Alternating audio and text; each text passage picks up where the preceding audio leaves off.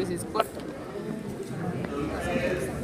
El tema va avanzando rápido, no se dejen acordar por estar estudiando los temas atrasados, estén al día con las cosas, o sea, dediquen mucho tiempo a abarcar o a repasar todo eso, a pasar clases y todo eso, sino pongan cuidado, lean el texto, ¿sí? Hagan el taller o dediquen el tiempo a las preguntas que están en el taller, que vuelven y repasan con los tiempo, pero no se dejen atrasar.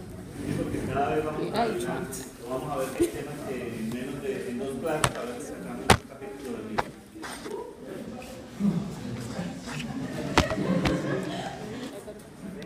Entonces, en la clase de hoy vamos a hablar de los tumores del tracto gastrointestinal. Nos vamos a centrar principalmente en las neoplasias de colon porque son las más frecuentes, pero vamos a abordar todas las neoplasias que se ven en la parte del intestino delgado y del intestino grueso y vamos a ver por qué son más frecuentes en este tema.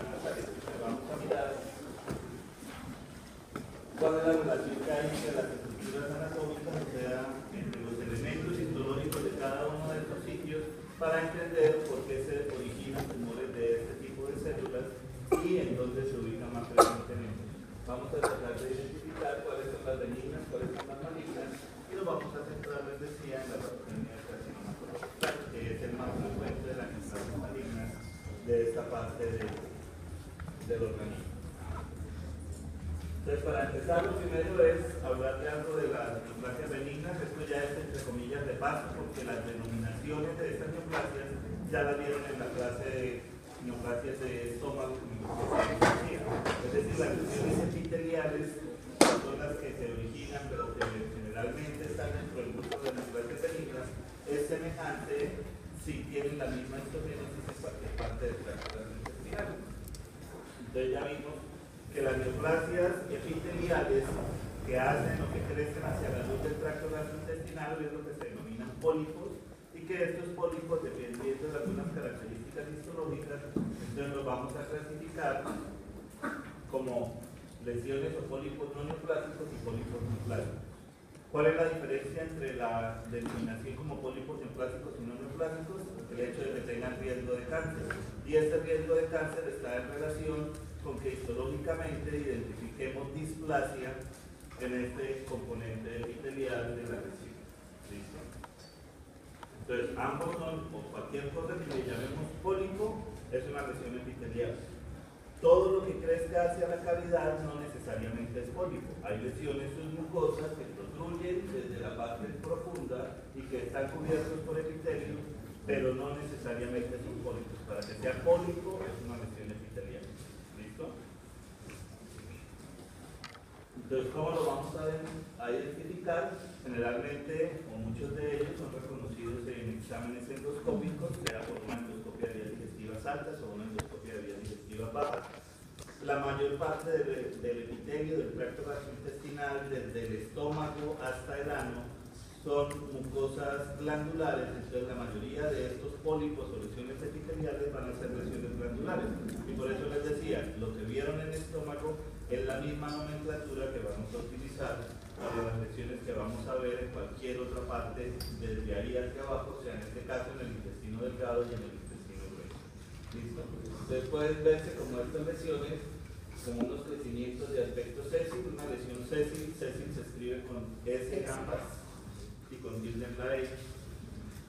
Y estas lesiones se ven entonces como si fueran como un domo. Cuando la lesión es traccionada por el peristaltismo, empieza a tener un pedículo. Entonces las lesiones pueden ser sésiles o pediculadas. Sí, pero el aspecto morfológico no necesariamente nos va a clasificar la lesión como una lesión no neoplásica o una lesión neoplásica. Entonces ya vamos a mirar.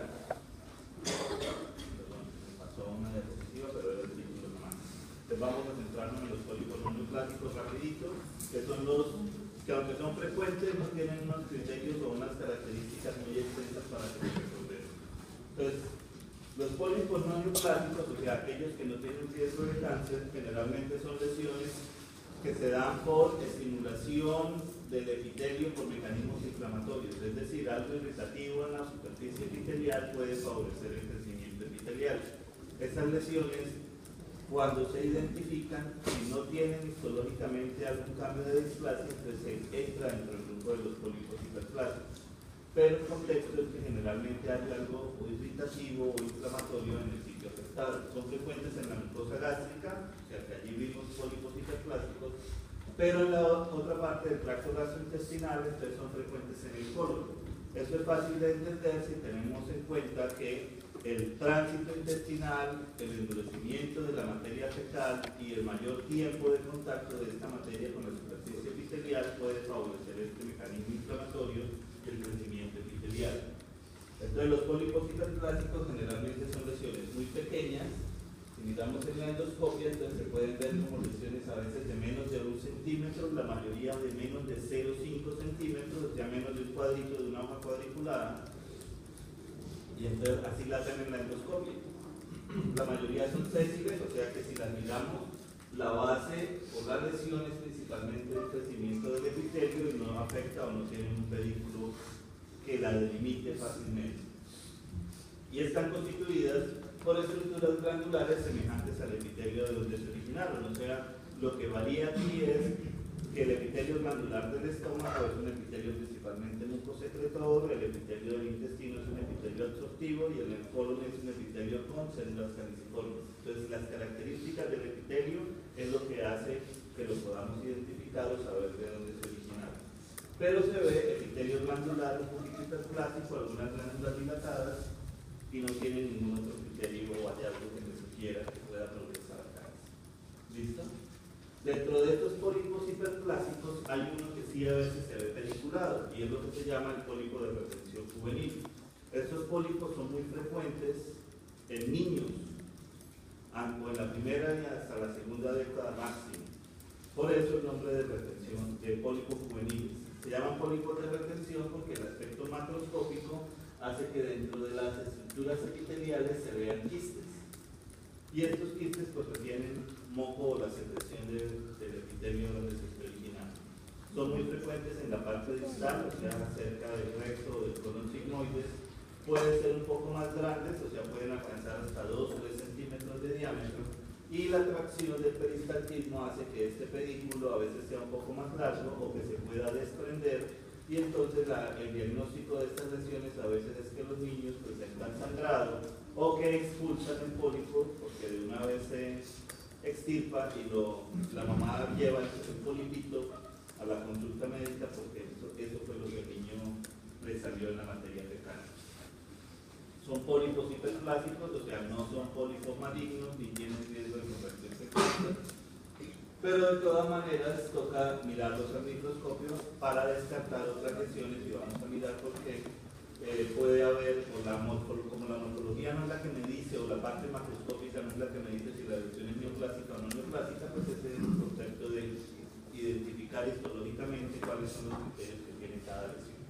Entonces el pólipo de retención juvenil, si es pediculado, el componente epitelial es lo que predomina, pueden haber algunas glándulas más dilatadas y llenas de moco, aunque de todas maneras, repito, no tiene riesgo de cáncer cuando se hace ese diagnóstico. Los pólipos neoplásicos, entonces sí, el concepto de que sea un pólipo neoplásico quiere decir que presenta histológicamente displasia y tiene el riesgo de convertirse en un carcinoma o en una neoplasia maligna. Entonces, el verdadero nombre de los pólipos neoplásicos sería el de adenoma. Siempre que mencionen o le digan que hay un pólipo adenomatoso o un adenoma en la mucosa intestinal, sea del intestino delgado, del intestino grueso o incluyendo el estómago, que ya lo vieron, estas lesiones tienen histológicamente displasia y están dentro del espectro de progresión hacia un carcinoma o hacia una neoplasia maligna. Los dividimos en patologías dependiendo de las características que presenten, en adenomas tubulares o adenomas vellosos principalmente, o cuando está la mezcla de las dos características en adenomas tubulovellosos. ¿Qué es un adenoma tubular? Es aquel que histológicamente muestra glándulas, o sea, tubitos, al microscopio. ¿Qué es un adenoma velloso? Es aquel donde las estructuras o el epitelio no forman necesariamente glándulas, sino estructuras digitiformes que se denominan como estructuras vellosas o vellosidades. Y entonces este aspecto digitiforme es lo que le da el nombre de adenoma velloso a la lesión. ¿Sí? tampoco es lo que me va a decir cuál es o no necesariamente es lo que me va a decir el riesgo de cáncer, pero sí se ha encontrado una asociación entre el aspecto histológico y las otras características que me van a aumentar el riesgo de transformación a cáncer. Entonces, por ahora el nombre de adenoma tubular o adenoma velloso depende de la característica histológica, de si forma glándulas o si forma estructuras litiformes, el componente epitelial, que es el que nos interesa o tiene riesgo. ¿De qué depende entonces el riesgo de que un adenoma o un pólipo adenomatoso se me convierta en cáncer? Entonces, lo más importante no, casi todos están relacionados, o sea, no hay uno que sea el más importante de los que están aquí, excepto el grado de displasia. La displasia en las lesiones glandulares se me clasifica de lesiones de bajo grado y lesiones de alto grado. O sea, solamente hablamos de 2 grados de displasia cuando hablamos de lesiones glandulares. No sé si recuerden que cuando hablábamos de displasia en epitelios escamosos, las displasias las clasificábamos en leves, moderadas y severas, o sea, 3 grados. ¿Sí? Las leves casi no tienen displasia, las moderadas ya tienen un poco más y las displasias severas ya casi que se me están convirtiendo en un carcinoma en sí. En el caso de las lesiones glandulares solo hablamos de lesiones de bajo grado que casi no tienen riesgo, ¿sí? Y las lesiones de alto grado que ya casi están ahí a un pelito de convertirse en un carcinoma. ¿Listo? Entonces ese es el más importante, o sea, evaluar el grado de displasia dentro de los adenomas es el que me está diciendo en realidad qué tanta probabilidad hay de que una lesión se me convierta en un carcinoma. Por lo menos el carcinoma in situ y luego ya el riesgo del carcinoma infiltrante. Si miramos las otras variables, probablemente están en relación con la misma probabilidad de que una lesión tenga displasia de bajo grado o de alto grado. Me explico. Un pólipo grande, pues probablemente es porque lleva mucho tiempo de evolución, entonces si miramos acá en nuestro renglón dice el tiempo de evolución. O sea que una lesión de mayor tamaño probablemente tiene mayor tiempo. Y si tiene mayor tiempo, pues probablemente una displasia que empezó como bajo grado ya se me pueda estar convirtiendo en una lesión de alto grado. ¿Sí? Entonces, de estas, ¿cuál es la característica importante? El grado de displasia. Ahora, el diámetro de la lesión, igual es lo mismo, va de la mano del tamaño de la lesión. ¿Cuál es el tamaño más o menos que uno se empieza a asustar? Cerca de 2 centímetros. Ahora, si miramos la arquitectura, o sea, decir si es tubular o velloso, a veces eso va de la mano de lo mismo. Una lesión pequeña generalmente se alcanza, aunque sea sésil, la lesión a veces tiene algo de pedículo o puede pedicularse por el peristaltismo y generalmente cuando empieza a alargarse, el peristaltismo induce o le ayuda a que presente síntomas o pueda sangrar, entonces lo vamos a diagnosticar entre comillas más rápidamente. Si la lesión empieza a crecer muy a lo ancho, o sea, a tener un mayor diámetro, el paciente no tiene síntomas y la lesión alcanza un tamaño mayor de 2 centímetros, la displasia me puede progresar y entonces por eso como que todas las características van de la mano, pero todo va en la idea de qué tanto pueda progresar la displasia desde bajo grado hasta alto grado y el riesgo de que se me convierta en cáncer. ¿Listo? Y si tenemos en cuenta la edad y la herencia, entonces cuando hay factores hereditarios, probablemente las mutaciones que favorecieron la aparición de la displasia están apareciendo en edades muy tempranas y esto hace que individuos cerca de los 40 o 50 años ya lleven mucho tiempo con las lesiones y las lesiones, entonces todo lo que acabamos de decir también ya se está dando. La lesión alcanza más tamaño, tiene más diámetro, la displasia puede estar ya convirtiéndose en una lesión de alto grado y entonces vamos a encontrar que la lesión tiene mayor riesgo de convertirse en cáncer. ¿Queda claro más o menos esa parte? Entonces vamos a mirar cuáles son los hallazgos histológicos que vamos a observar para clasificar las lesiones como tubulares o como vellosas y cuáles son los hallazgos de clasificar la displasia como bajo grado o alto grado. Entonces, adenomas tubulares generalmente son lesiones que se ven o que deben tener histológicamente una arquitectura glandular o que formen tubitos al microscopio. Muchas de las veces estas lesiones que vemos tubulares al microscopio son pediculadas en las endoscopias, o sea, macroscópicamente muchos de ellos son adenomas pediculados, pero pueden haber adenomas pediculados que sean también vellosos, o sea, la macro no se relaciona necesariamente con el aspecto microscópico. ¿Listo? La mayoría de estas lesiones se encuentran en la parte distal, o sea, en el colon muchas de ellas, y dentro del colon, en el recto y el colon sigmoide la mayoría. ¿Sí? Son raros en el intestino delgado y en el estómago, pero se han descrito, o sea, epidemiológicamente se pueden ver en cualquier parte. Lo más frecuente en la parte distal. Y repito, de todas maneras, aunque el mecanismo de inflamación puede verse en pólipos neoplásicos y no neoplásicos, esa inflamación es una de las cosas que me va a poder inducir los cambios que vamos a observar dentro del epitelio y a desencadenar todos los eventos mutacionales para que se me pueda aparecer un cáncer en cada una de estas lesiones. ¿Listo? Entonces, la mayoría de los pólipos que se ven pediculados tienden a ser tubulares, o sea que si lo miramos al microscopio vamos a identificar los cambios de displasia y la formación de estructuras glandulares.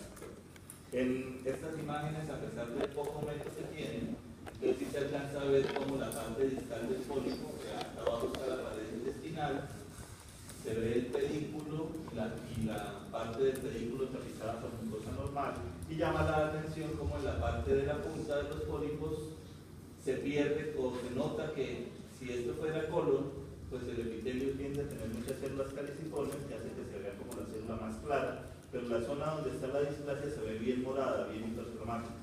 Y eso es porque dentro de las células con displasia la relación núcleo-citoplasma se pierde, o sea, ya vamos a ver más núcleos, menos citoplasma, y eso es lo que hace que se vea como más morada esa lesión, a pesar del poco aumento. O sea, ya es evidente que en esa punta de esos pólipos hay algo distinto al resto de la mucosa normal. ¿Sí o les estoy diciendo mentiras? ¿Sí les llama la atención que haya algo diferente? Porque ahora lo vamos a ver más cerca. Allá les muestro el indicador donde se ve de cerca las displasias. El aspecto de adenoma velloso entonces se refiere a una lesión que generalmente la mayoría son planas, porque como el aspecto es digitiforme, entonces tienden a crecer superficialmente o en forma radial, pueden alcanzar un mayor tamaño, entonces incluso hay adenomas vellosos que pueden tener más de 10 centímetros, si el sitio donde está creciendo se lo permite, o sea, en el colon y sobre todo en el ciego que tiene o que puede dilatarse mucho, un adenoma velloso puede crecer y tener un gran tamaño. Pero de todas maneras, la mayoría de estas lesiones, a pesar de que son sésiles, también son más frecuentes en la parte distal. O sea, también son frecuentes en la parte del recto del colon sigmoide. El cambio o los hallazgos histológicos de displasia puede ser desde bajo grado hasta alto grado, pero vamos a mirar cuáles de estas lesiones se asocian más con determinado tipo de displasia. Y vamos a ver que dependiendo de si ya hay displasia de alto grado, en algunas de estas lesiones ya puede haber incluso hasta un adenocarcinoma escondido. ¿Sí? Ese tipo de diagnóstico es más frecuente en estas lesiones vellosas y con las dos imágenes de la misma muscular. Entonces, si miramos acá, esto es lo que se denomina un adenoma velloso. Si miramos dentro de la superficie epitelial, digamos cómo se forman estas vellosidades o epitelios que se tienen en forma de dedos o de vellosidades, y eso es lo que se denomina adenoma velloso. ¿Cuál es el problema de estas lesiones vellosas si así es como están creciendo? Pues que si miramos, en algunos casos, o por lo menos acá en la parte izquierda de ustedes, van a ver que esa zona que se ve más morada o más hipercromática, aunque está abarcando la mayor parte de la fotografía, pues de todas maneras en algunas partes abarca todo el espesor del epitelio también. O sea, aquí en esta fotografía, donde quedó representado, la parte de glándulas normales casi que solo es la base a la parte inferior derecha de esa foto. ¿Sí? ¿Se alcanzan a ver algo de citoplasma y de citoplasma? Las manitas son como entre comillas normales a pesar del aumento.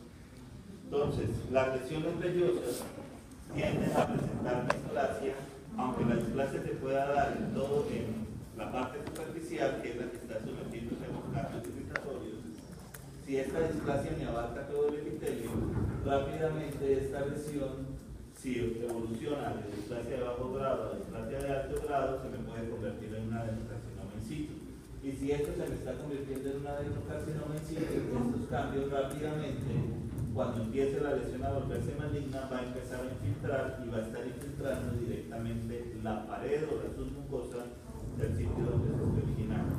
Me devuelvo.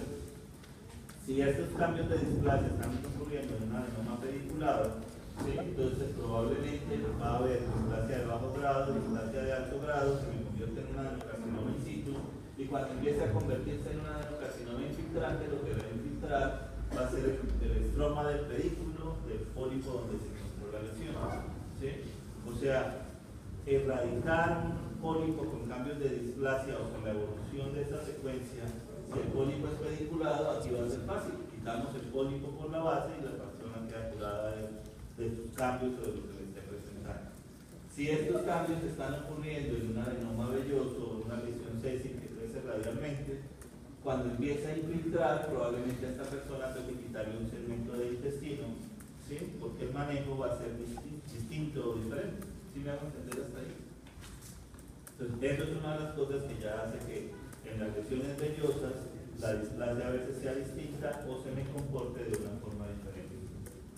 En la imagen de la derecha es para mostrarles entonces lo que es una displasia de bajo grado a mayor aumento. Si miramos, alcanzamos a ver el hito del citoplasma, ya no se ven vacuolas como tal, predominan de toda manera los núcleos, hay siempre estratificación, ¿sí? Se ve algo de hipercromatismo y entonces ya no se identifica la arquitectura normal del epitelio glandular, hablando del colon, que era de los sitios donde frecuentemente se ven estas lesiones. Pues, o sea, esto sería una imagen de un adenoma velloso con displasia de bajo grado. Y esta otra imagen entonces es una lesión de un adenoma velloso, pero si miramos a mayor aumento cómo se ve la displasia de alto grado, entonces miramos que se ve mayor cantidad de núcleos, se ve una mayor pseudoestratificación, sabemos casi que unas 5 o 6 capas de células en la mayor parte de la lesión, y podemos ver, o aquí se alcanzan a identificar, figuras mitóticas. No solamente aquí están la mayoría, están hacia la superficie epitelial, lo normal es ver la mitosis en la base, no hacia la superficie. Entonces esta es una lesión vellosa con displasia de alto grado, me devuelvo una lesión vellosa con displasia de bajo grado. ¿Sí? Miren solamente la imagen de la derecha, bajo grado, alto grado. Queda clara más o menos la diferencia entre lo que nosotros como patólogos vemos a veces al microscopio para decirle a ustedes qué riesgo hay de en realidad de que una lesión se esté convirtiendo en cáncer. ¿Sí? Esto solamente mirando la arquitectura citológica o de la parte superficial. De todas maneras, tenemos que identificar si hay o no infiltración, si se está viendo o no compromiso de partes profundas, qué tanto porcentaje de la lesión tiene sus cambios, etc. ¿Listo? ¿Queda claro ahí?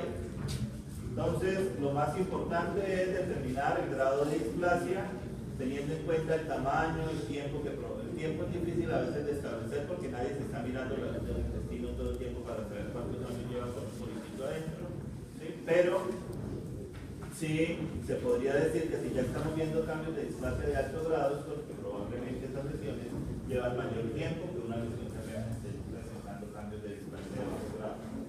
Pero sí hay algunos síndromes o algunas lesiones genéticas que se han asociado con mayor o menor riesgo de cáncer, tanto en el tracto gastrointestinal como por fuera de él. ¿Sí?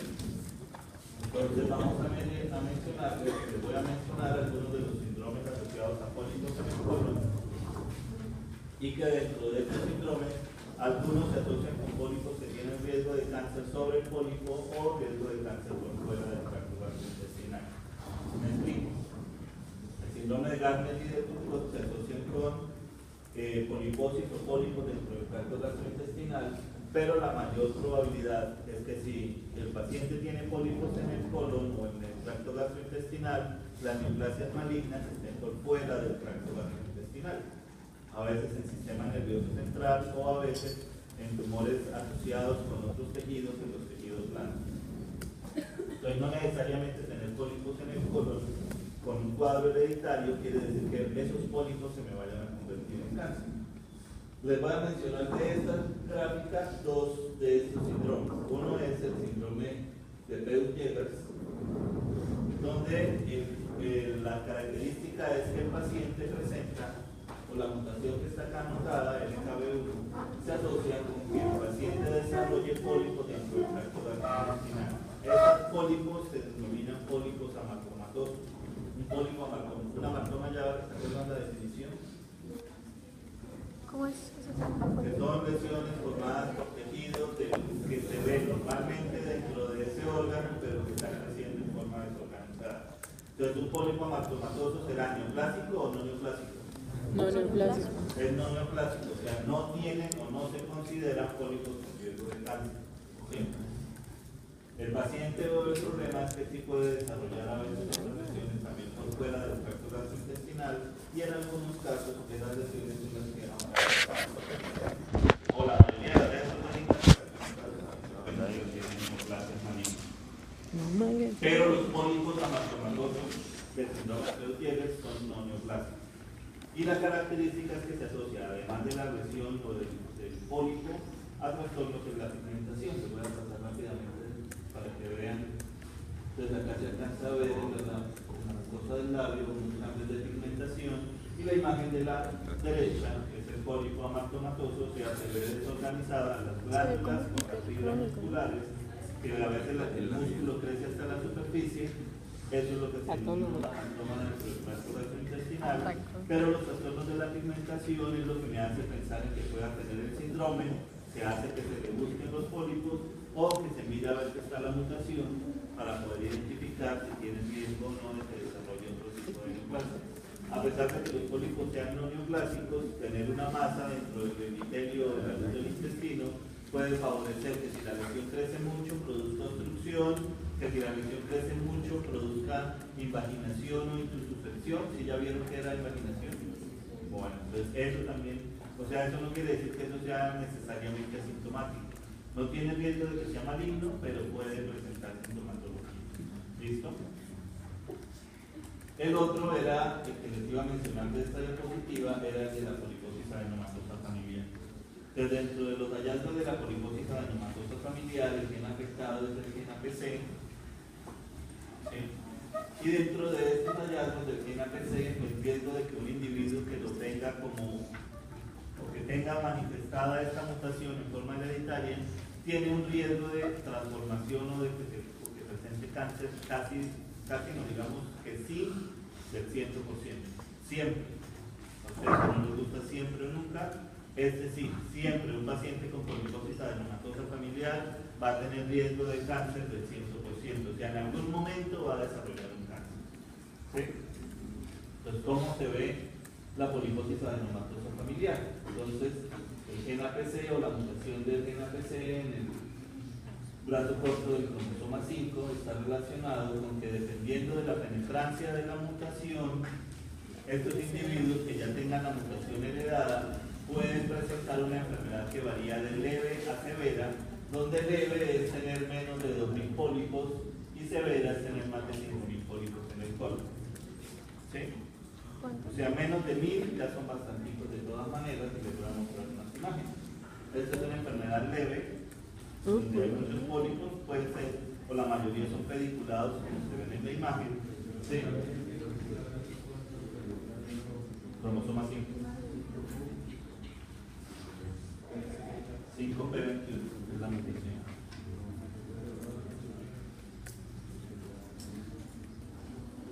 Gracias, persona que preguntó. ¿Cuántos pólipos son en el otro? Me verifican. ¿En qué brazo es la mutación del... es en el brazo largo? Porque si es Q es el brazo largo, si es P, 5P es el brazo corto. Me verifican porque al final no me acuerdo del tipo de sexo de la mutación. Y aquí no lo veo.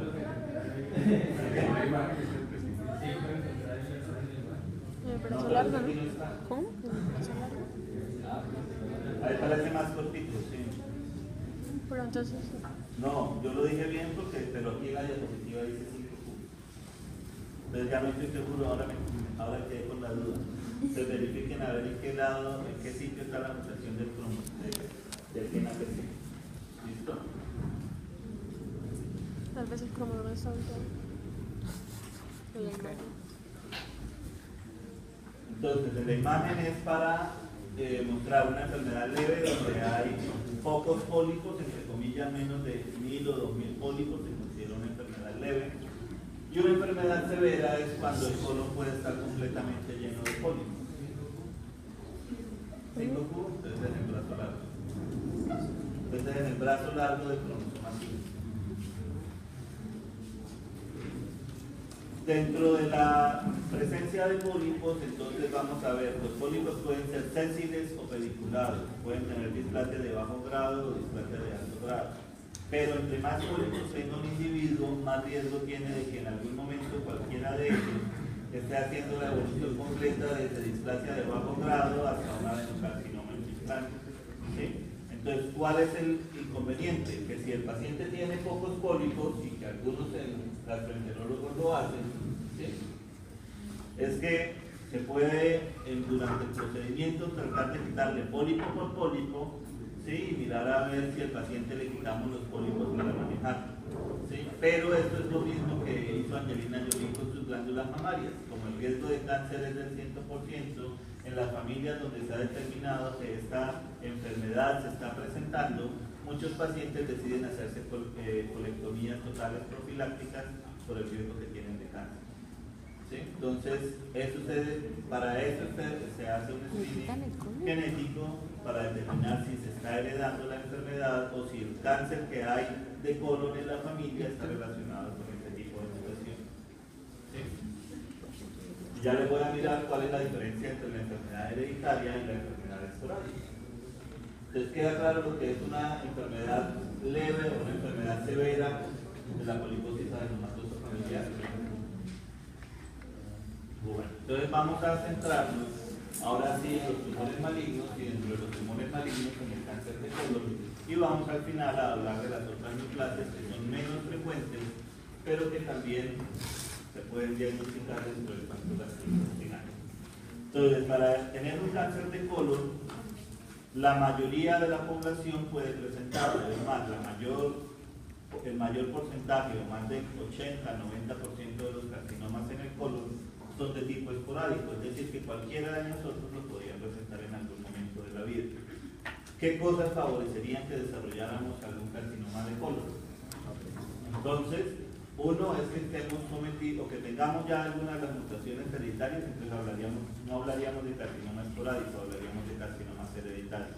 Si en la familia de ustedes o en nuestras familias hay alguien que haya tenido carcinoma de colon, una de las cosas es, o varios individuos que hayan tenido carcinoma de colon, debemos hacer o pensar si hay o no algún riesgo hereditario o alguna de estas mutaciones. Hay dos mutaciones o dos tipos de mutaciones que se han asociado al cáncer de colon en forma hereditaria principalmente. Uno es la del gen APC, el gen de la poliposis adenomatosa familiar, y lo otro es lo que se denomina el síndrome de Lynch o del carcinoma hereditario no polipósico. En el caso de la poliposis adenomatosa familiar lo pensamos sobre todo cuando la familia ha tenido carcinoma de colon en varios miembros de diferentes generaciones. ¿Sí? En el síndrome de Lynch no necesariamente está asociado solo con carcinoma de colon. Entonces, si en la familia hay historia de cáncer y dentro de estos carcinomas, aquí les menciono de colon, de glándula mamaria, tumores de ovario, tumores de páncreas, ¿sí? Entonces podríamos pensar en que hay algo de cáncer en la familia, pero no necesariamente es el gen APC que está involucrado. El síndrome de Lynch tiene que ver con algo que se llama inestabilidad de microsatélites, ¿sí? O se denomina también carcinoma de colon hereditario no poliposis. ¿Listo? Entonces ya les voy a volver a mencionar algo más de eso porque vamos a entender o vamos a mirar cuál es la patogenia de las mutaciones en cada una de estas neoplasias. Si el individuo ya ha tenido un cáncer previamente, el riesgo de que vuelva a desarrollar otra segunda neoplasia, o sea, un tumor metacrónico, ¿sí? O el mismo tumor que le haga una recidiva, pues también aumenta. O sea, si ya ha tenido un cáncer previo es porque tenía factores predisponentes para cáncer, y después de que le manejen el cáncer no quiere decir que el individuo ya quedó curado y no debe cuidarse. O sea, ya me manejaron el cáncer y ya listo, ya pasó todo. No, los factores de riesgo, si él no se cuida, siguen afectando el resto de la mucosa de colon o el segmento de colon normal que le quedó en el organismo, y el riesgo de colon todavía puede persistir. Entonces toca hacerse o seguirse haciendo screening para mirar que no le vuelva a aparecer cáncer después. Y dentro de estos factores, uno de ellos es de tener enfermedades inflamatorias en el tracto tracto gastrointestinal. Ya mencionábamos cómo la colitis ulcerativa y la enfermedad de Crohn tienen un mayor riesgo de displasia, y esa displasia estaría en relación con que pueda formar adenomas o adenocarcinomas en los sitios afectados. ¿Listo?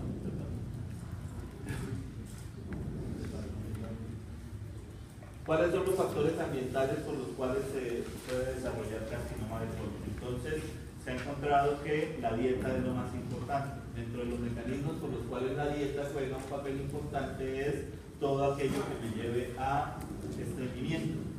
O sea, tener la materia fecal dura y durante mucho tiempo en contacto con la mucosa puede favorecer o desencadenar primero un mecanismo irritativo, inflamatorio, y posteriormente el riesgo de que se desarrollen mutaciones y neoplasias o carcinomas.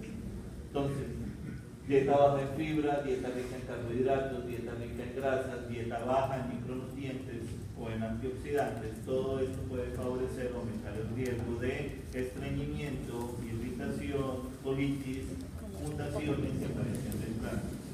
Como esto no es de un día para otro, entonces por eso la mayoría de los pacientes que tienen este factor dietético de base generalmente van a desarrollar las neoplasias en edades avanzadas, ¿sí?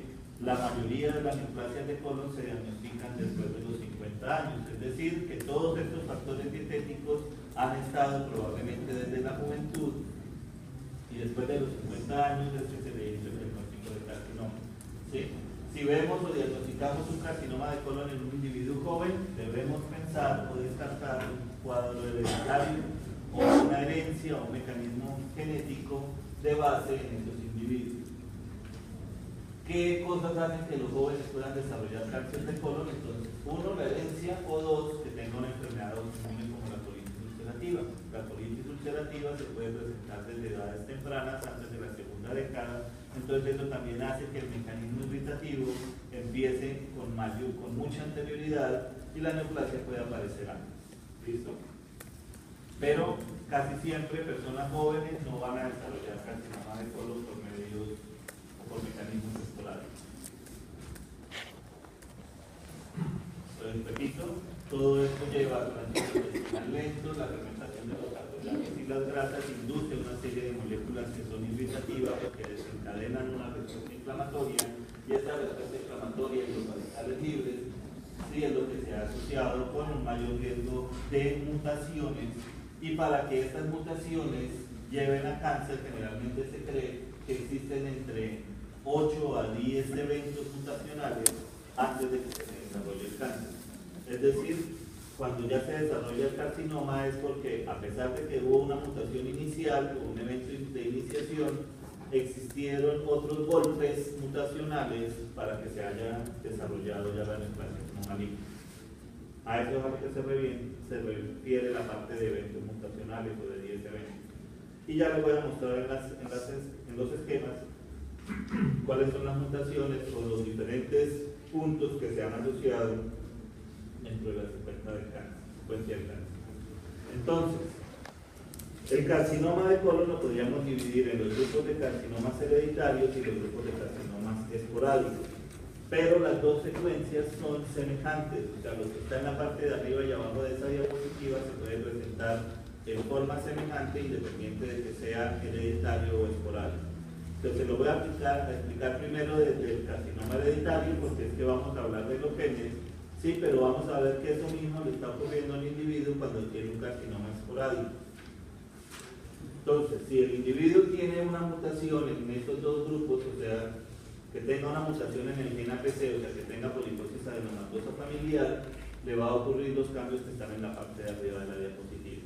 Si el individuo lo que tiene es otro tipo de herencia, o sea, la que está asociada, por ejemplo, con el síndrome de Lynch, entonces probablemente los genes mutados son unos genes que se describieron primero en bacterias, pero que se ha encontrado relacionado con los cambios que ocurren en la mucosa del colon y el riesgo de cáncer. Se denomina la teoría de la inestabilidad de los microsatélites porque esos genes o estas siglas que están acá, MLH10 y MSH2, son genes que tienen que ver con la reparación del DNA, que son genes reparadores del DNA. Recordemos que siempre que hay una mutación o una lesión en el DNA, estos genes tienen la capacidad de preparar, o sea, de quitar ese segmento afectado y de colocar los nucleótidos en forma correcta. Si esto no está ocurriendo, entonces existe la probabilidad de que se me empiecen a acumular errores dentro del DNA, y dependiendo de si esto está ocurriendo en el genoma codificante o no codificante, pues en el genoma no codificante simplemente se me acumula y no pasa nada, y esos bucles o nudos que se me quedan en el DNA es lo que se denomina microsatélite. Pero si estos errores se me acumulan en el genoma codificante y estos genes o este genoma codificante tiene que ver con genes de replicación, pues existe un riesgo de que se desarrolle un cáncer. Eso es lo que tiene que ver con la teoría de microsatélites, así en forma resumida, que podemos haber visto antes. O si no, remítanse al capítulo de lesiones genéticas, allá busquen la teoría de inestabilidad de microsatélites. Bien, entonces, ¿qué pasa con estas dos mutaciones? Empecemos con la de la poliposis adenomatosa familiar. Si un individuo tiene el gen de la poliposis adenomatosa familiar mutado, tiene un riesgo de heredar casi, entre comillas, el cáncer. No se hereda el cáncer, pero sí la predisposición, y la predisposición con este gen mutado es muy alta. Si se heredó la mutación, así tenga poquitos pólipos, el riesgo de que desarrolle cáncer en algún momento de la vida va a ser del 100%. Entre más pólipos, más temprano va a desarrollar el cáncer. Y se ha encontrado que el mecanismo o la forma como este carcinoma se está originando es lo que se denomina la secuencia adenoma-carcinoma, o así está, o la van a encontrar en el texto. Quiere decir que el individuo tiene la mutación, va a presentar cambios de displasia, dentro de los cambios de displasia va a evolucionar de displasia de bajo grado a alto grado, y después de que tenga la displasia de alto grado va a tener el adenocarcinoma in situ y el adenocarcinoma infiltrante. Como tienen muchos pólipos, probablemente vamos a encontrar pólipos con displasias de bajo grado, displasias de alto grado, pólipos con adenocarcinoma in situ y el carcinoma, que es el que se le está detectando en el momento que se haga el diagnóstico de cáncer. La mayoría de las veces estos cambios como son secuenciales, entonces vamos a alcanzar a ver que cuando diagnostiquemos el cáncer, el carcinoma o las células tumorales se parecen a la mucosa del colon donde se adquirió. Es decir, son adenocarcinomas que están entre bien diferenciados y moderadamente diferenciados. Y esto es lo que vamos a identificar en estos individuos, y pueden aparecer en cualquier parte. Van a aparecer pues, en el pólipo que desarrolló la mutación y en el que está haciendo la mayor cantidad de cambios o que se presenten todos los eventos mutacionales, o sea, podría aparecer en cualquier parte del colon. El carcinoma de colon no polipósico, el que tiene que ver con inestabilidad de microsatélites, los cambios de secuencia entre displasia y adenocarcinoma no son tan fácilmente evidenciados.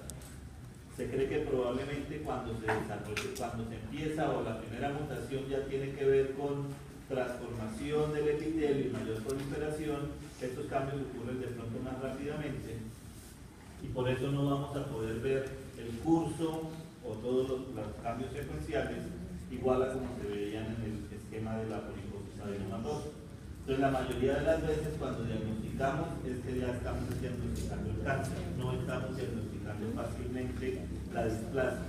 Si se ve displasia, generalmente la displasia se ve como lesiones de aspecto velloso o adenomas de aspecto velloso. Cuando se diagnostica el cáncer, el carcinoma no tiene el mismo aspecto como de bien diferenciado, o sea, no forma glándulas como tal, se ha asociado con adenocarcinomas principalmente de tipo mucinoso, o sea, son neoplasias entre comillas bien diferenciadas, pero no sé si recuerden que cuando vieron, por ejemplo, en el estómago, las lesiones que tienen o que producen mucho moco tienden a ser más agresivas. ¿Sí? ¿Por qué? Porque el moco diseca la pared muscular rápidamente y así un tumor mucinoso ¿un tumor mucinoso es bien diferenciado o es doblemente diferenciado?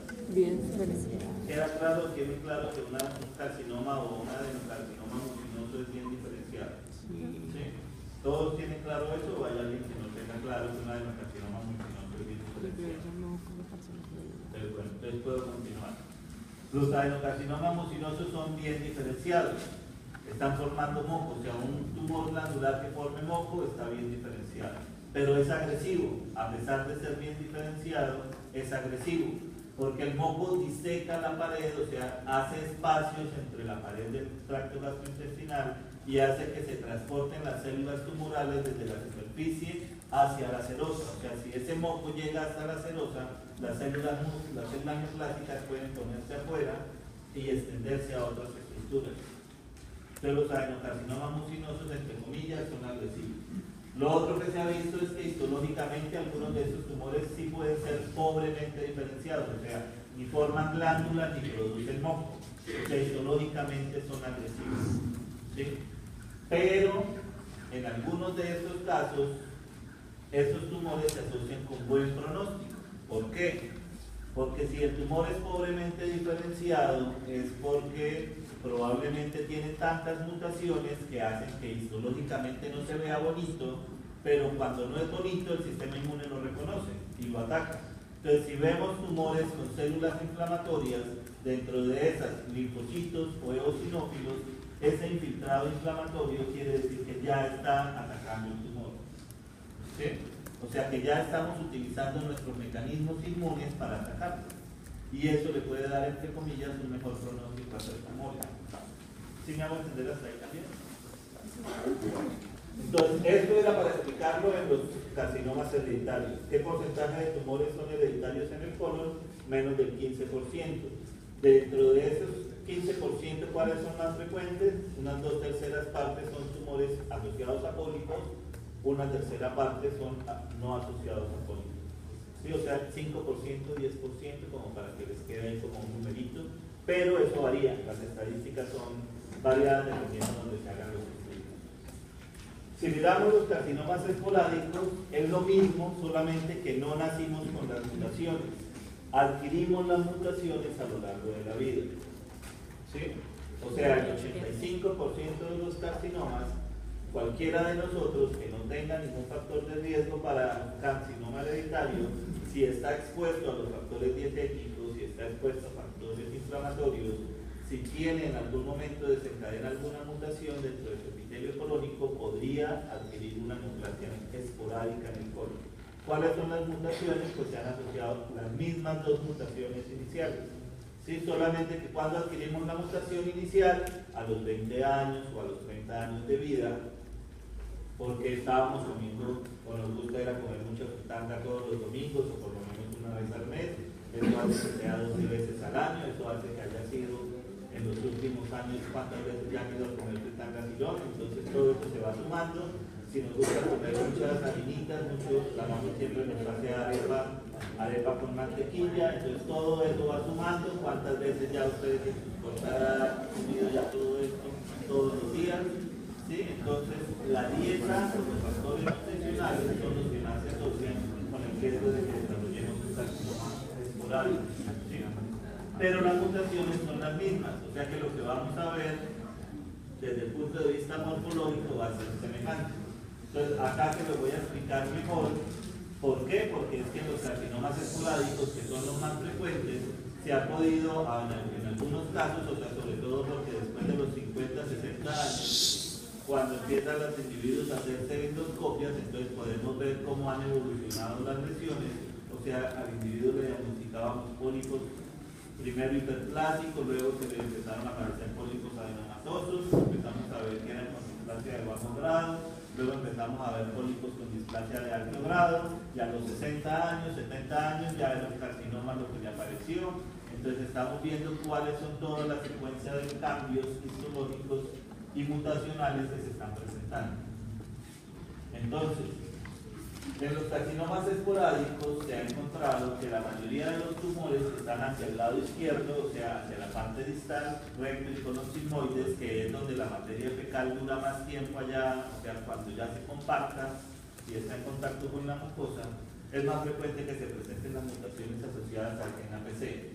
Entonces, la mutación del gen APC generalmente es la primera mutación, pero como existen muchos golpes mutacionales, entonces después de la mutación del gen APC viene la mutación del gen de la beta-catenina, que la beta-catenina es una molécula que tiene que ver con la unión de las células. Entonces, al estar mutada la beta-catenina, las células se me pueden desprender y pueden adquirir la capacidad de infiltrar. Después de eso, entonces puede aparecer la mutación del gen Ferraz, después aparece otra mutación que tiene que ver con el factor de crecimiento transformante beta, que tiene que ver con división celular, y después aparece la mutación del gen P53. La mutación del gen P53, ¿se acuerdan que alguna vez les dije que a ustedes se les gustaba mucho? Vuelvo y repito, no es la primera mutación, es una mutación tardía, y en este caso se asocia con capacidad de invadir o de dar metástasis. ¿Sí? Pero todas estas mutaciones pueden estar presentes en el mismo individuo. Entre más mutaciones, pues el tumor va a ser un poco más agresivo. Si se va presentando en forma secuencial, entonces vamos a ver que la mayoría de los individuos donde la mutación del gen APC es la primera, pues van a hacer lo mismo que en los carcinomas hereditarios. Se puede ver, puede evidenciar la secuencia de adenoma con displasia de bajo grado, displasia de alto grado, y el adenocarcinoma in situ y adenocarcinoma infiltrante. ¿Sí? En este caso son más frecuentes al lado izquierdo y probablemente van a ser, igual que en los carcinomas hereditarios, tumores moderadamente diferenciados, entre comillas. O sea, esto es la epidemiología, ¿sí? Lo que se ha encontrado epidemiológicamente. En el lado derecho, entonces, los tumores se han encontrado que más frecuentemente se asocian con las mutaciones de los genes reparadores del DNA. Entonces, las primeras mutaciones, MLH10, MSH2, pero después de eso, entonces, empieza a haber mutaciones en el factor de crecimiento transformante beta, en el gen VAX. Las lesiones en este caso a veces se ha visto en cambios de displasia, y cuando hay cambios de displasia, entonces se ha asociado, como les decía, con adenomas vellosos o adenomas sésiles. Y cuando se diagnostica el cáncer, lo mismo que en el anterior, o en el carcinoma, en el anterior hablando del carcinoma hereditario, son adenocarcinomas mucinosos o pobremente diferenciados y que si tienen una buena respuesta inflamatoria dentro del tumor pueden ser entre comillas de buena calidad. ¿Sí? Entonces, esto es lo que me dice la epidemiología. De todas maneras, cada vez que ustedes tengan un paciente con cáncer, pues se le debe hacer la biopsia, se debe mirar qué tipo de tumor es, se debería tratar de identificar cuál es la mutación que tiene, ¿sí? Porque el hecho de que tengamos un adenocarcinoma mucinoso con una mutación del gen APC, pues entonces no quiere decir que haya hecho una cosa, una aberración de la vida y una cosa extraña, no. Puede ocurrir que en algunos casos eso sea lo que le esté pasando al individuo, porque recuerden que esto es una suma de muchas mutaciones, entonces las características que tenga el tumor en cada individuo dependerá o variará dependiendo de cuáles sean las mutaciones que esté presentando. ¿Listo? Estos son los esquemas que salen en el texto de Robbins para que entiendan que es la secuencia adenocarcinoma. Y entonces pueden ver cómo de las primeras mutaciones, arriba salen los cambios morfológicos o el dibujito, abajo salen algunos de los temas que yo ya les mencioné. En APC, luego viene la beta-catequina, luego el CARRAS y el P53 ya en las partes finales, cuando el tumor está empezando a adquirir la capacidad de volverse un tumor infiltrante. La mutación del gen APC no es visible, cuando aparecen las otras mutaciones no necesariamente es visible, cuando ya vemos el adenoma probablemente ya lleva muchas mutaciones y cuando ya vemos el carcinoma o el tumor infiltrante ya probablemente es porque ya lleva más de 10 mutaciones ahí metidas dentro de la célula. ¿Queda claro más o menos esa parte? ¿Por qué no? O sea, recuerden cuando, paréntesis, teoría de la biología del crecimiento tumoral que la vimos en la semana 3. Fases de crecimiento tumoral son iniciación, promoción, transformación y progresión. ¿Sí? La fase de iniciación no se ve nada, la fase de promoción hay división celular, o sea que cuando ya vemos el adenomita o una lesión o mayor crecimiento estamos apenas en promoción. Cuando ya vemos el adenoma como tal, o sea que ya estamos viendo cambios de displasia, estamos ya en transformación. ¿Sí? Y cuando ya estamos viendo la lesión infiltrante, sí es que estamos en la fase de progresión. ¿Sí? Entonces, las primeras mutaciones o muchas de las primeras mutaciones no necesariamente van a producir cambios morfológicos en las células mutadas. ¿Sí? O sea, muchos de nosotros podríamos tener ya unas células con el gen APC mutado y no sabemos. Con mayor probabilidad yo, bueno, Martín y yo de pronto. ¿Sí? Pero ustedes no se saben todavía. Si ya los tienen a la edad que tienen ahora, entonces probablemente podríamos comenzar a buscar si hay un cuadro hereditario que se ha asociado al bien. ¿Sí? Pero entre mayor edad tengamos, mayor riesgo tenemos de tener o adquirir mutaciones dentro del mismo. La secuencia del síndrome de Lynch o de la inestabilidad de microsatélites, entonces está relacionado primero con mutaciones en el MSH2, ¿sí? O la MLH10, que son los que tienen que ver con genes reparadores del DNA. No se sabe exactamente cuál es la evolución entre los cambios iniciales y la aparición del cáncer. O sea, a veces se ha encontrado la relación con adenomas vellosos y la aparición de nuevas mutaciones. Aquí les decía el gen VAX, ¿sí? El factor de crecimiento transformante beta, y cuando aparece el adenocarcinoma tienden a ser adenocarcinomas mucinosos o adenocarcinomas pobremente diferenciados. Es más frecuente la teoría del gen APC en el lado izquierdo, porque todos estos cambios sí se ven más que todo en ese lado, pero la teoría del adenocarcinoma o la inestabilidad de microsatélites es más frecuente al lado derecho. Pero eso no quiere decir que ustedes no tengan o no puedan encontrarse un paciente donde esto esté al contrario. ¿Sí? O donde se resuelve la situación. Desde el punto de vista morfológico, entonces los adenocarcinomas de colon, independiente de saber, o sea, ese es el estudio que ustedes deberían hacer, pero independiente de eso, cuando se diagnostica el cáncer, pues entonces tenemos que empezar a mirar qué es lo que me ha dicho, qué es lo que me dice la epidemiología de cómo se comporta. Desde el punto de vista morfológico, los adenocarcinomas de colon pueden ser semejantes o tener un patrón semejante a lo que vieron en el estómago, o sea, pueden ser lesiones exofíticas, bien circunscritas, lesiones ulceradas bien circunscritas, o entre comillas lesiones difusas o estenosantes, o difusas o que no sean muy bien definidas. Entonces, en el caso del colon, se han descrito más o menos unos patrones y se han asociado con el lugar anatómico en el cual se origina. Y eso también es entendible teniendo en cuenta las características que tiene la luz o el segmento de colon afectado. Si tenemos una lesión en el ciego o en la parte proximal del colon, como el ciego tiende a dilatarse tanto, las lesiones pueden crecer o alcanzar un mayor tamaño y durar más tiempo, ¿sí? Sin que dé síntomas o sin que el paciente se dé cuenta de que tiene un cáncer en el cuerpo. Entonces estas lesiones pueden ser más voluminosas cuando son exofíticas. La mayoría de estas lesiones pueden ser muy grandes, alcanzar más de 10 centímetros de diámetro, estar creciendo principalmente hacia la luz y a pesar de que ya estén infiltrando, no necesariamente estarse sacando del colon, entre comillas, podrían estar de buen pronóstico. ¿Sí? Pues acá vemos una lesión exofítica en el ciego, no tan grande, está como de unos 7 o 8 centímetros de diámetro, ¿sí? Pero tocaría mirar hasta dónde está infiltrando.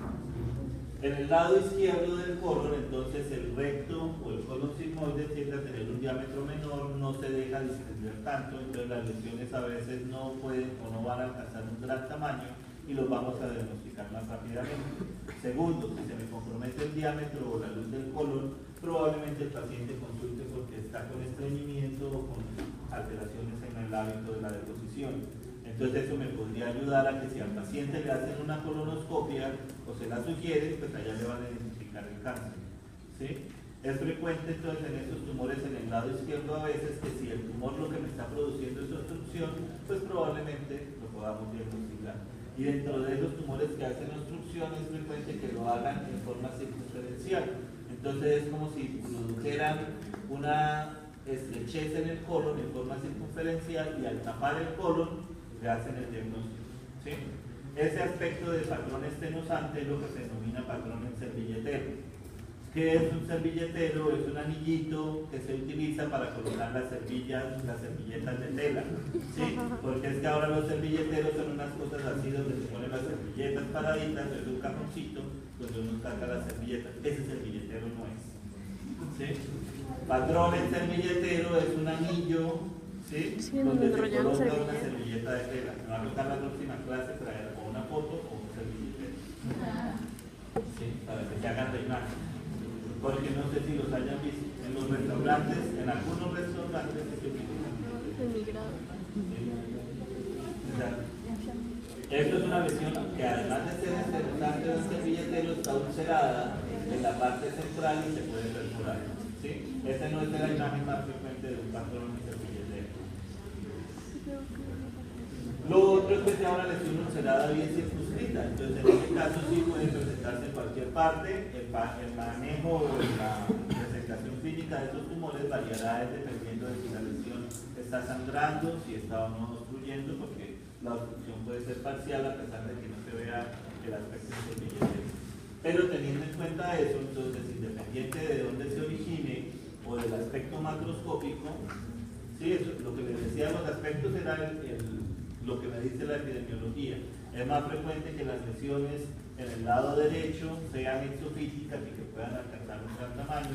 Es muy frecuente que las lesiones en el lado izquierdo puedan obstruir y sean en patrones esternuzante o en servilletero, pero pueden verse lesiones de tipo ulcerado o lesiones exofíticas también en el lado izquierdo. ¿Sí? Dependiente de eso, si es del lado derecho o es del lado izquierdo, el epitelio es igual, es el mismo epitelio mucosecretor, y por eso la mayoría de los tumores en el colon son adenocarcinomas. ¿Cuál es la excepción? Existen algunos tipos de tumores especiales. Teniendo en cuenta el tipo de mucosa o de epitelio, podemos ver que en algunos casos hay carcinomas escamosos. Entonces, ¿cuándo podríamos ver un adenocarcinoma escamoso? Generalmente los que están cerca de la unión anorrectal. ¿Sí? O lo otro, aquellos tumores que tienen diferenciación neuroendocrina o que producen hormonas y que se asocian con síndromes paraneopláticos, que es el seminario que van a tener a continuación. ¿Sí? Pero, a pesar de esas variantes raras, la mayoría de los tumores en el colon van a ser adenocarcinomas. ¿Listo? Una de las cosas que debemos buscar es si el tumor produce o no produce moco, y lo deberíamos cuantificar, porque la cantidad de moco que produzca es lo que me va a decir si se trata de un tumor mucinoso. Para decir que el tumor es mucinoso debe tener más del 50-70% de tumor o de producción de moco dentro del tumor. ¿Sí? Y esto es lo que se ve como lagos, como islas de células tumorales nadando en lagos de moco, que es lo que hace que se pueda comportar como un tumor un poco más agresivo. A pesar de las características histológicas, que es lo más importante que les debe interesar a ustedes desde el punto de vista clínico en un paciente con carcinoma. Entonces, mirar si es un adenocarcinoma bien diferenciado, moderado, potencialmente diferenciado, si produce o no produce moco, eso se denomina ¿cómo? Esa es la graduación o el grado histológico del tumor. Eso se lo damos nosotros como patólogos. ¿Sí? Ustedes como médicos deben saber hasta dónde llega el tumor. ¿Sí? Si es un tumor, igual nosotros les debemos decir hasta dónde está infiltrando dentro de la pared. Podríamos decirle si tiene o no tiene ganglios comprometidos, si no los manda la pieza, si no están mandando la pieza quirúrgica. Pero ustedes lo pueden determinar también por estudios de imágenes, o deberían determinar si tiene metástasis a distancia. Saber hasta dónde llega el tumor, si tiene ganglios comprometidos o metástasis a distancia, eso se denomina estadio o estadificación del tumor. La estadificación es el principal factor pronóstico de cualquier neoplasia, de cualquiera, independiente que lo estemos hablando hoy en colon. O sea, deben saberse cómo se estadifican las neoplasias en el estómago, que se estadifican diferente a las neoplasias en el colon, cómo se van a estadificar cuando vean glándula mamaria, cuando vean cuello uterino, cuando vean próstata, etc. ¿Cuáles son los parámetros para tener en cuenta la estadificación del carcinoma de colon? Hay una escala que se llama Adler y Kohler, que ya la vieron creo que en el taller de estadificación tumoral, pero que entre comillas nos dice lo mismo. Si llega o si está comprometiendo solo mucosa, si solamente o llega hasta la pared muscular, si se está saliendo hasta la serosa, si tiene o no tiene ganglios linfáticos afectados, y si está o no haciendo metástasis a distancia. ¿Sí? Entonces, ¿qué es el TNM dentro del carcinoma de colon? T1 es un tumor limitado a la mucosa, T2 es un tumor que llega hasta la submucosa, T3 es uno que está o ya está atravesando la pared muscular, T4 es uno que se está saliendo del órgano y está adherido a órganos internos. O sea, podemos tener un tumor de 10 centímetros de diámetro en el ciego, que si solo es exofítico, sea solamente T2 o T3. ¿Sí? A pesar del volumen. Y podríamos tener un tumor en el recto o en el colon sigmoides que, a pesar de que solo mida 3 centímetros de diámetro, Si ya está adherido a otros órganos, está adherido a la vejiga o saliendo del colon, ya sería T4. O sea, el T4, el T en el colon, no depende del diámetro, depende de la profundidad de infiltración que tenga el tumor. No, T4 es tumor infiltrante. El T depende de hasta dónde infiltra. ¿Sí? Usted puede tener un T4N0, o sea que no esté haciendo metástasis ni a ganglios, o puede ser un T4N1 que ya esté haciendo metástasis a ganglios regionales, o puede ser un T4N1M1 si está haciendo metástasis al hígado. ¿Sí? O sea, usted tiene que saber qué le coloca a cada letrica, 1 o 0, dependiendo de qué es lo que se esté evaluando. ¿Sí? Si ya tiene M1, eso es estadio 4. T4 no es igual a estadio 4. El estadio 4 siempre es un tumor metastásico. O sea, puede ser DX, NX, M1. Laura. Eso sería T1 o T0.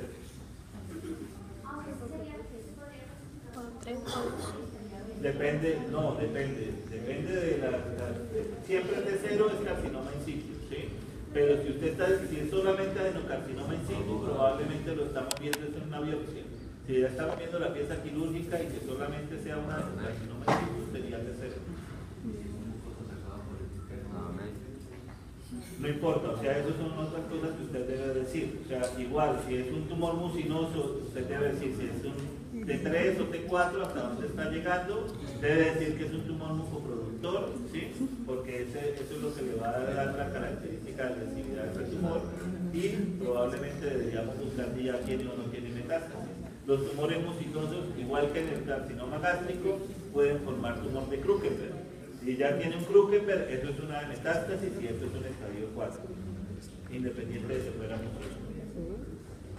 Entonces, ¿cómo se diseminan los adenocarcinomas de colon? Es lo que está acá en la parte de abajo.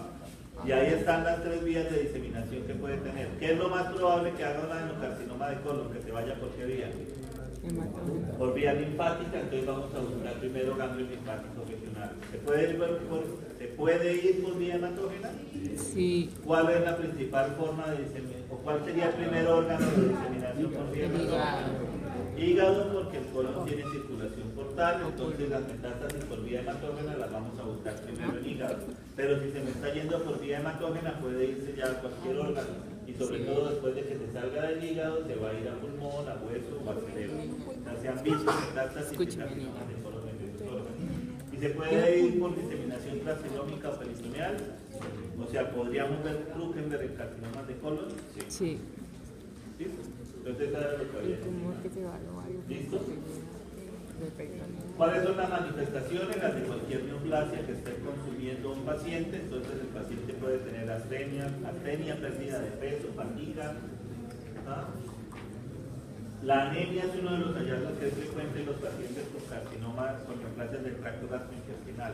Entonces casi siempre que ustedes tengan a un individuo mayor de 60 o 70 años con anemia, una de las cosas que se le debe descartar es como una premisa de la medicina: paciente mayor de 50 o 60, paciente adulto mayor con anemia y sobre todo anemia ferropénica, descártele una neoplasia del tracto gastrointestinal hasta que no se le demuestre lo contrario. ¿Sí? Entonces toca hacer endoscopia arriba o abajo, porque puede ser gástrico o de colon, que son los más frecuentes. ¿Sí? Y dentro de los carcinomas de colon, ¿cuál es el que se asocia más con anemia? Los del lado derecho, porque son los que tienden a crecer más tiempo. ¿Sí? Los del lado izquierdo, a veces como son pequeños o no alcanzan a tener un gran volumen, o si el paciente está obstruido, generalmente no alcanzan a hacer anemia. Pero el mecanismo, pero en algunos casos también se ha visto que independiente del lado, el paciente hace anemia y el mecanismo está relacionado por el hecho de que tiene un cáncer, no necesariamente por el hecho de que esté sangrando o que esté perdiendo hierro. La obstrucción intestinal es más frecuente en los del lado izquierdo, el dolor dependerá de si hace o no hace obstrucción, y el riesgo de sangrado, ambos sangran, tanto el del lado derecho como el del lado izquierdo. El del lado derecho sangra y no nos damos cuenta, porque mientras que la sangre pasa hasta el otro lado, la sangre se digiere, entonces puede tener sangre oculta. ¿Sí? Entonces, ¿cómo se llama la prueba diagnóstica para sangre oculta en ese? Desde Guayaco. ¿Qué lo conocían? Guayaco. Entonces, si no lo sabían, anoten. ¿Qué es el test de guayaco? Lo buscan y lo confirman. Guayaco, como guayabo, pero sí, en vez de guayabo, en vez de B, una C. Códigos de nombres. Test de guayaco. Y eso es más frecuente en las neoplasias del lado derecho. ¿Sí? Entonces, que tengan sangre oculta. Pero una neoplasia en el lado izquierdo también sangra. Y si sangra, lo que pasa es que como está sangrando y de una vez está haciendo la deposición, pues van a ver la sangre rutilante. Entonces, ambas pueden sangrar, una se digiere la sangre y la otra no sangra. Bueno. Rectorragia si está ahí directamente con la deposición. ¿Sí? Esto que está aquí es más la diapositiva que lo que vamos a hablar de esta neoplasia. ¿Sí? Entonces, para mencionarlas, les voy a mostrar algunas imágenes y ya casi terminamos todo lo que tiene que ver con los tumores en el tracto gastrointestinal. Entonces, primero, los neoplasias en el intestino delgado, lo mismo, pueden ser benignas o malignas, pero igual a esto, son rarísimas.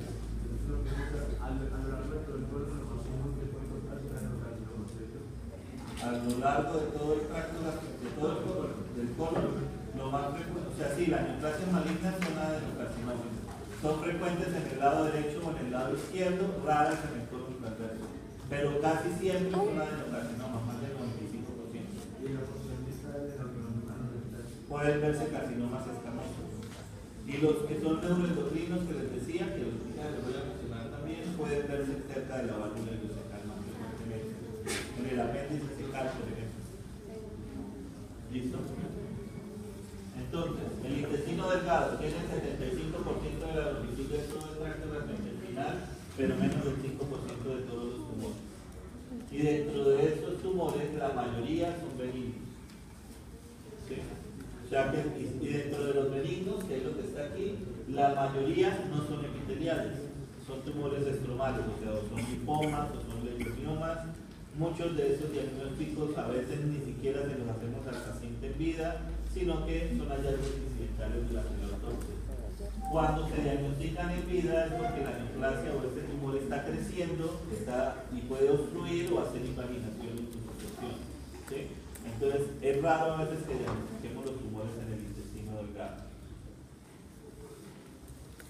De los malignos, entonces, lo mismo, la mayoría son tumores epiteliales. Y dentro de los tumores epiteliales, si tenemos todo el intestino delgado, desde el duodeno hasta el ilio terminal, lo más frecuente de estos tumores epiteliales malignos son los que están ahí cerca del estómago, cerca de la ampolla de Vater. Entonces, dentro de estos tumores, del duodeno y cerca de la ampolla de Vater, la manifestación clínica importante es que hacen obstrucción de la vía biliar y hacen ictericia. Y pueden originarse dentro del epitelio duodenal o dentro del epitelio cerca de las estructuras de la vía biliar. O sea, se podría originar de la ampolla de Vater, se podría originar del conducto biliar, se pueden originar en la cabeza del páncreas o en la mucosa duodenal. Entonces, cualquiera, independiente de cuál sea la histogénesis, cualquiera de estos tumores lo que hace es ictericia, se comportan igual y por eso a veces hablamos de carcinomas perianculares. O sea, aquí no es tan importante a veces determinar la histogénesis, el manejo es lo mismo, es quitar todo este segmento de tal en bloque, entonces le llamamos procedimiento de Whipple, y esa cirugía por sí ya es complicada y tiene un riesgo, una alta mortalidad. Entonces, a veces muchos de estos diagnósticos, cuando se hacen ya tardíamente, aunque las técnicas quirúrgicas han venido mejorando, se estuvieron en las conferencias del Congreso, cada vez hay una mayor probabilidad de hacer mejores procedimientos, pero que son más costosos. En promedio, hacer este tipo de intervenciones todavía son, o sea, se considera que son de alta mortalidad y el paciente puede fallecer o tiene una alta mortalidad con intervención o sin intervención. El otro tipo de tumores malignos que vamos a mencionar son los tumores carcinoides, con neoplasias neuroendocrinas y los linfomas. Los primeros son los que vamos a terminar las presentaciones. Los tumores benignos, entonces, generalmente son lesiones submucosas que están relacionadas más que todo con la pared muscular, con la pared de los vasos sanguíneos, con el tejido adiposo que está por fuera de la pared intestinal, con los filetes nerviosos. ¿Sí? ¿sí? Y dependiendo del tamaño, entonces pueden tener características que me sugieran benignidad o que me sugieran malignidad. O sea, también podrían haber tumores estromales malignos, pero si los benignos son raros, los malignos todavía lo son más.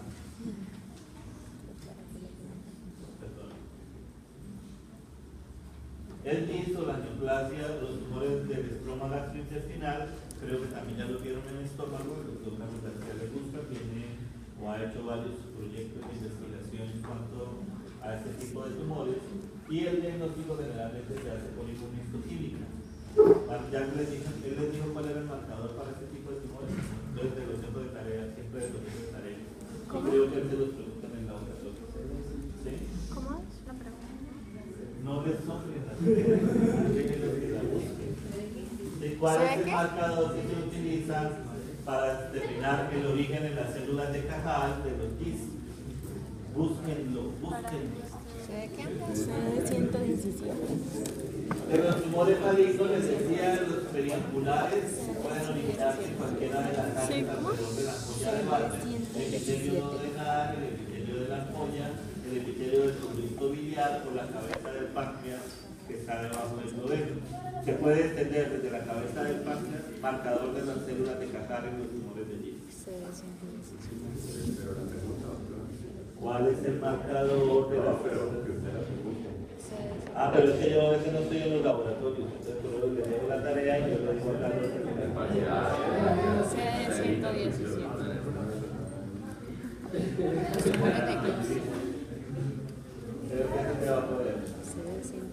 Bueno, los linfomas del tracto gastrointestinal. Señorita.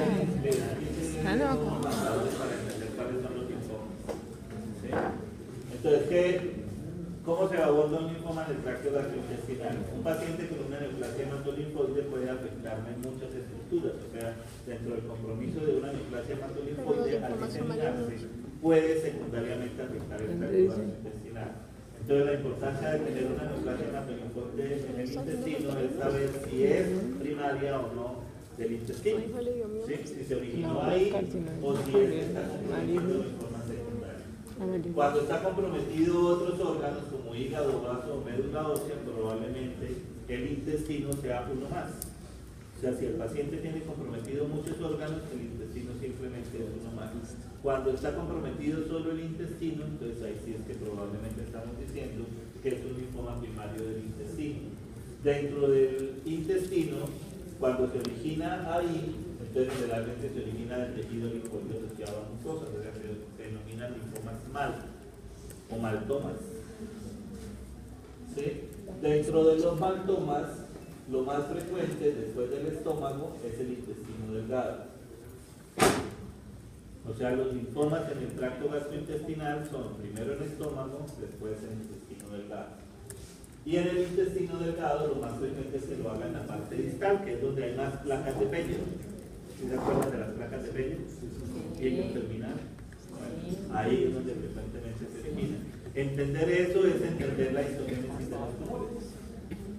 Un maltoma entonces es un linfoma de células B que tiene una serie de marcadores, además de los marcadores de células. ¿Cuál es el marcador por excelencia de una célula B? CD117. CD20 principalmente. 19 20. ¿Señor? En las placas de Peña. Entonces ya nos queda si es un maltoma se origina sobre las placas de Peña, principalmente sobre colon proximal. Y entonces el maltoma es un linfoma B, CD20, pero el CD5 negativo, CD10 negativo. Esa es una de las características histológicas para reconocerlo, para identificarlo como maltoma. O sea, los linfomas B, o sea, dentro de los linfomas B se le hace otro panel de marcadores, ¿sí? Y dentro de los maltomas, para clasificarlo como un maltoma, es que tenga el CD5 negativo y el CD10 negativo. El CD10 es el antígeno común leucocitario, o sea, es frecuente en otro tipo de neoplasias linfoides, incluidos linfomas B, menos en los maltomas.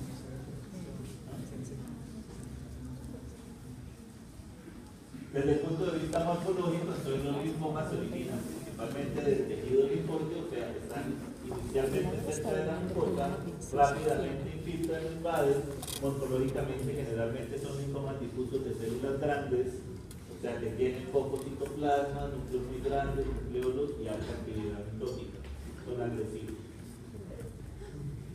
Y de los tumores neuroendocrinos, lo que van a ver ahora con los síndromes paraneoplásticos, entonces el vínculo con el seminario, creo que ya me extendí mucho. Demasiado. No, alcanzamos apenas. Entonces, los tumores neuroendocrinos se originan de las células neuroendocrinas que están asociadas al epitelio, ¿sí? Entonces, estas células están en todo el tracto gastrointestinal, pero como tumores generalmente se asocian con los tumores del intestino delgado y del intestino grueso. En el estómago también pueden haber tumores neuroendocrinos.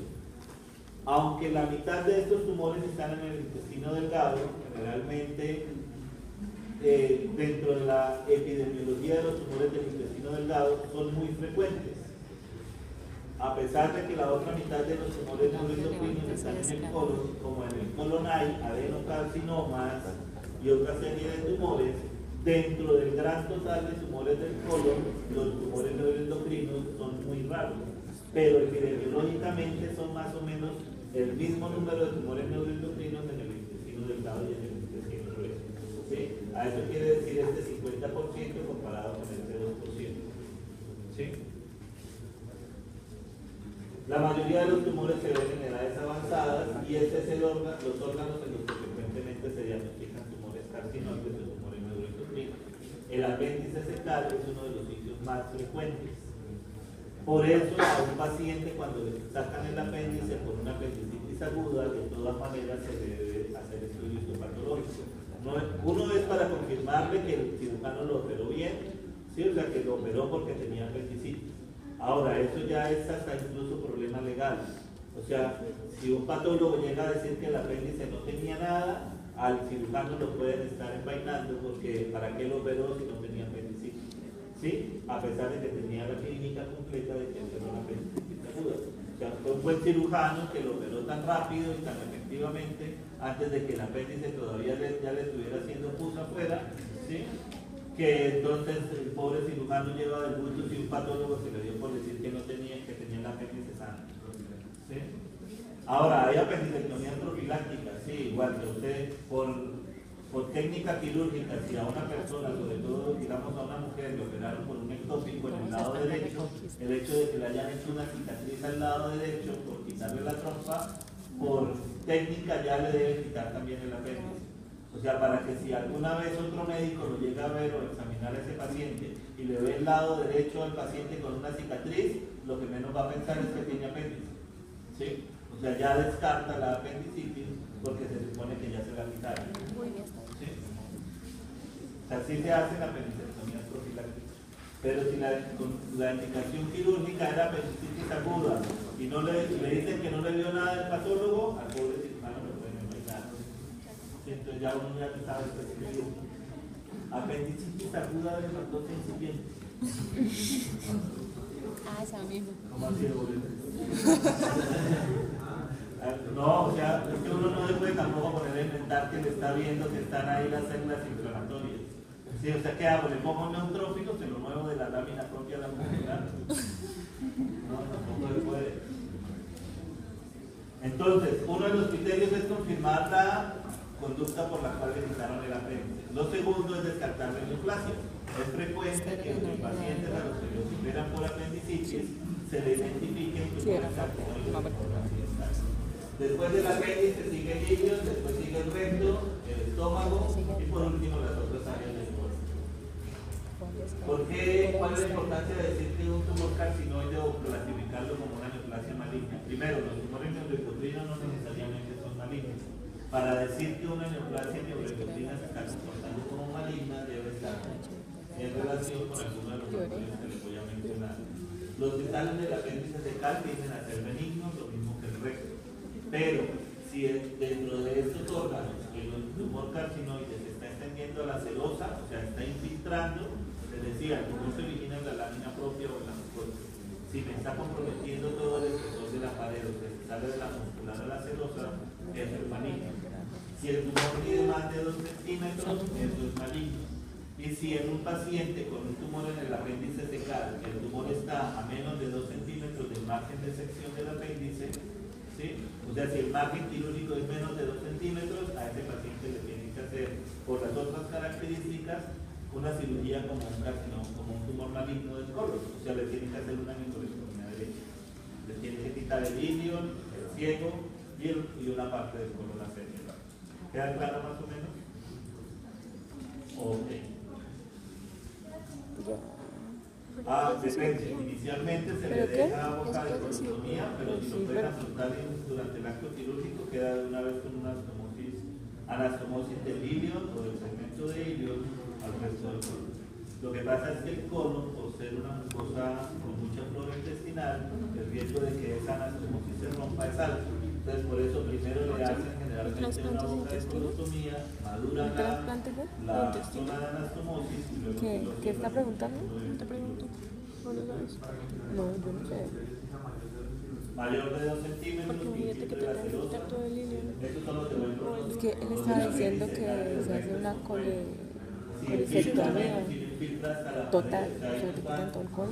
¿Cuáles son los factores de vuelta localizados en la apéndice fecal o en el recto? Que no infiltre sino hasta la pared muscular, o menos, o solamente limitado a la mucosa, y que mida menos de 2 centímetros. En el apéndice fecal se considera agresivo cuando, a pesar de tener un tamaño menor también, o si está creciendo hacia la superficie serosa, si está cerca del margen quirúrgico, a ese paciente se le debe hacer el histerectomía. ¿Preguntas? Pues el tumor carcinoide es un tumor que generalmente es muy desmoplásico. Dentro de los tumores que hemos visto hoy, el adenocarcinoma de colon puede o no puede ser o no desmoplásico, o sea, puede ser duro o no.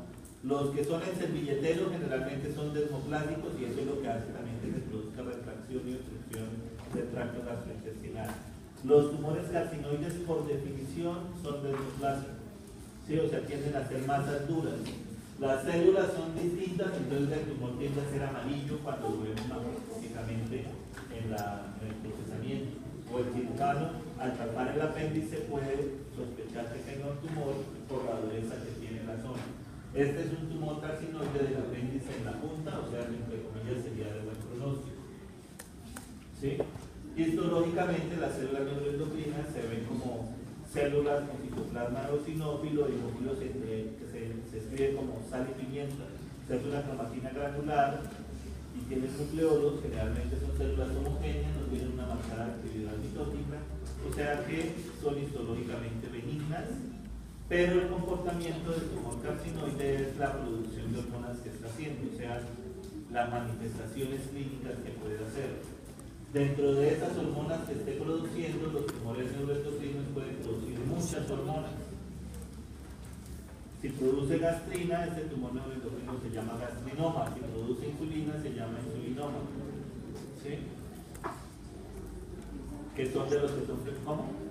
No necesariamente, depende del tamaño, de la localización, etc. ¿Sí? Cuando producen sustancias vasoactivas como la bradicilina y la serotonina es cuando tienen riesgo de hacer síndromes carcinoides. Los tumores neuroendocrinos que produzcan estas hormonas dentro del tracto gastrointestinal tienen un comportamiento distinto. Generalmente no hacen el síndrome carcinoide porque estas sustancias vasoactivas se metabolizan en el hígado. Entonces la hormona es liberada, se va al hígado y se metaboliza y no hacen manifestación clínica. La mayoría de los síndromes carcinoides se asocian con estos tumores neuroendocrinos que las producen por fuera. Ya sus compañeros en seminario le van a decir cuáles son los tumores neuroendocrinos que sí se asocian con síndrome carcinoide. ¿Listo? Entonces, el pronóstico generalmente es bueno si el tumor está localizado y no está infiltrando, más del 90% de sobrevida, pero si el tumor ya está haciendo metástasis o se está saliendo del órgano donde se encuentra el tumor, el pronóstico baja a menos del 70%. ¿Sí? Entonces, el pronóstico varía de qué tanto tiempo progrese o hasta dónde. ¿Listo?